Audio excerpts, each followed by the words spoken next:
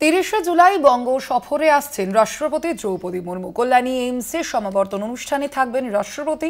দক্ষিণেশ্বরেও যাবেন রাষ্ট্রপতি। রাতে রাজভবনে থাকবেন রাষ্ট্রপতি দ্রৌপদী মুর্মু, এমনটাই জানা যাচ্ছে। প্রাথমিকভাবে আপনাদের জানিয়ে রাখি, ৩০শে জুলাই বঙ্গ সফরে আসছেন রাষ্ট্রপতি দ্রৌপদী মুর্মু। কল্যাণী এইমসে সমাবর্তন অনুষ্ঠানে থাকবেন রাষ্ট্রপতি এবং সেই কারণেই তার বঙ্গ সফর।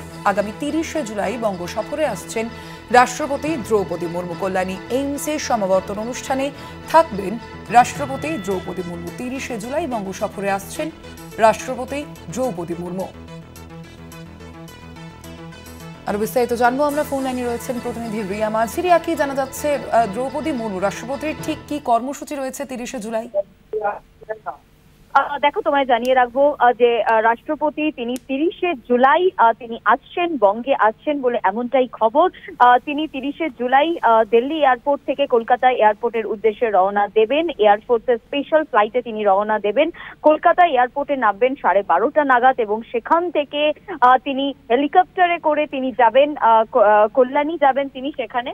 এবং যেমনটা এখন অব্দি যে কর্মসূচি আছে, যেমনটা জানা যাচ্ছে যে কাপা যে হেলিপ্যাড রয়েছে এয়ারফোর্সের হেলিপ্যাড, সেখানে তিনি নামবেন এবং সেখান থেকে তিনি বাই কার যাবেন কল্যাণী এইমসে, যেখানে ফার্স্ট কনভোকেশন রয়েছে, সেরিমনি রয়েছে। চিফ গেস্ট হিসেবে রাষ্ট্রপতি তিনি সেখানে থাকবেন, তিনি যাবেন সেখানে এবং তারপরে সেখান থেকে বাই কার তিনি আবার হেলিপ্যাডে আসবেন। সেখান থেকে তিনি কলকাতা এয়ারপোর্ট আসবেন। কলকাতা এয়ারপোর্ট থেকে তিনি বাই কার যাবেন দক্ষিণেশ্বর। 6:30টা নাগাদ তিনি দক্ষিণেশ্বর পৌঁছাবেন এবং সেখান থেকে তিনি পুজো দেবেন, তিনি আরতিতে তিনি প্রেজেন্ট থাকবেন সেখানে এবং সেখান থেকে তিনি আবার রাজভবন আসবেন। রাজভবনে তিনি রাত্রিরে থাকবেন, রাত্রিবাস করবেন। তারপরে সেখান থেকে তিনি পরের দিন সকালে অর্থাৎ 31 তারিখ কলকাতা এয়ারপোর্টের উদ্দেশ্যে বেরোবে 10টা নাগাদ এবং কলকাতা এয়ারপোর্টে পৌঁছাবে প্রায় 10:30 থেকে 11:45টার মধ্যে এবং সেখান থেকে তিনি স্পেশাল ফ্লাইটে আবার ফিরে যাবেন বলে এমনটাই কিন্তু জানা যাচ্ছে।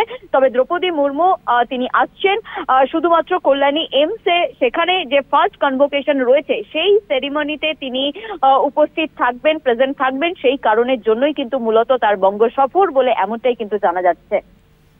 ধন্যবাদ তোমায় রিয়া।